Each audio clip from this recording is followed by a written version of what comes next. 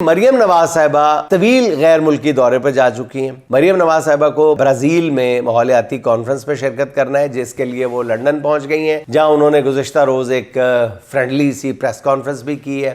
London میں موجود صحافی بڑے پولے پولے سوال کر رہے تھے اور خود مریم نواز بھی شرمسار سی ہو کر ان کا جواب دے رہی تھی۔ مریم نواز لندن سے برازیل جائیں گی اور وہاں سے پھر امریکہ روانہ ہو جائیں گی۔ واپسی پر دوبارہ لندن آئے گی، جہاں اس وقت میاں محمد نواز شریف صاحب بھی پہنچ چکے ہوں گے، جن کے کچھ ٹیسٹ ہونے ہیں۔ کہا جا رہا ہے کہ مریم نواز اپنے والد صاحب کے طبی معائنے کے موقع پہ ان کے ساتھ ہوں گی۔ وزیر اعلیٰ 2 ہفتے کے لیے ملک سے روانہ ہوئی ہیں، مگر ہو سکتا ہے کہ انہیں 2 ہفتے سے زیادہ وقت لگ جائے۔ ناظرین، کہ مریم نواز کو مشورہ دیا گیا ہے کہ ان کی سیکیورٹی کے حوالے سے کچھ مسائل ہیں، اس لیے وہ فی الحال ملک سے باہر چلی جائے۔